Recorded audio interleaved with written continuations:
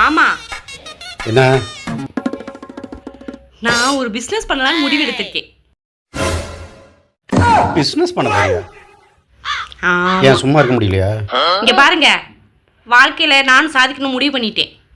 ஆமா, நீங்க தான் ஹெல்ப் பண்ணணும். ஹெல்ப் பண்ணணும்? பொம்பளைங்க வந்து பிசினஸ் பண்றதுக்கு வந்து கூடவே ஆம்பளைங்களும் ஹெல்ப் பண்றாங்கல்ல, ஹஸ்பண்ட்லாம். அது மாதிரி நீங்களும் பிசினஸ் பண்றதுக்கு எனக்கு பணம் கொடுக்கணும். பணம் கொடுக்கவா? இப்படி தான் ஒரு வருஷத்துக்கு முன்னாடி பிஸ்னஸ் பண்ண போகிறேன், சாரி பிஸ்னஸ் பண்ணணும், எனக்கு பணம் கொடுங்க, எனக்கு பக்கத்தில் உள்ளவங்களை தெரியும், ஸ்கூலில் நிறையா தெரியும், வாட்ஸ்அப்பில் நிறையா குரூப் இருக்குன்னு சொல்லி பணம் கொடுங்கன்னு சொன்னேன். நானும் கொடுத்தேன். சாரியை ஃபுல்லாக வாங்கிட்டு ஒருத்தர் வாங்க மாட்டேங்கிறாங்க. எல்லார்ட்டையும் கெஞ்ச வேண்டியதாக இருக்குது. சாரி பிஸ்னஸ்னால் சரி வராதுன்னு சொல்லிட்டு சாரி ஃபுல்லாக நல்லா இருக்குது, நம்மளே யூஸ் பண்ணிக்கலாம்னு சொல்லிட்டு பீரோவில் இறக்கி வச்சிட்டேன். அதுக்கப்புறம் 6 மாதம் கழிச்சு தச்சு கொடுக்குறதுனால காசு வருது. ஜாக்கெட் தைச்சா 1000 ரூபா 1500 வருது. டிசைன் வச்சு தைச்சா 3500 வருது. அதனால் எனக்கு ஒரு தையல் மிஷின் வாங்கி கொடுங்கன்னு சொன்னேன். நானும் வாங்கி கொடுத்தேன். என்னாச்சு? தையல் மிஷின் வாங்கி போட்டு வீட்டில் பார்த்தா 3 மாதம் கூட ஆகலை.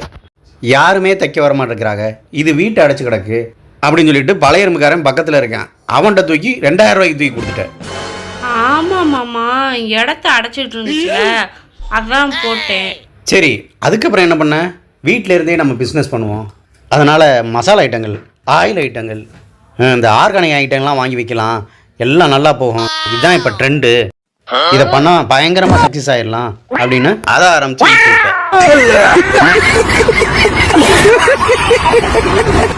இப்போ என்னடான்னா இன்னொரு புதுசாக ஒரு பிஸ்னஸ் பண்ண போகிறேன்னு சொல்லி காசு கொடுக்குன்னு சொல்லி வந்து நிற்கிற. என்ன மாமா, வாழ்க்கையில் முன்னேறணும்னா இதெல்லாம் தாண்டி தானே வரணும். தாண்டி வரணும். தாண்டதுனா நீ போய் தாண்டி, என்னையும் சேர்த்து இழுத்து விட்டு தாண்டி தாண்டி விழுந்து இங்கே அடிபட்டு போய் கிடக்கு.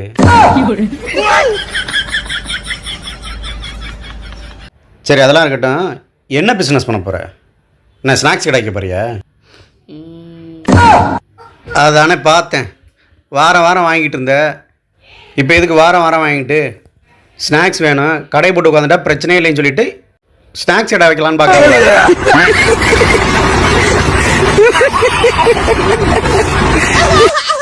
ஏண்டி, உனக்கு பிசினஸ் செலவழிக்கிற காசு சேர்த்து வச்சிருந்தாலே ஒரு வருஷம் உட்காந்து சாப்பிடலாம் போல.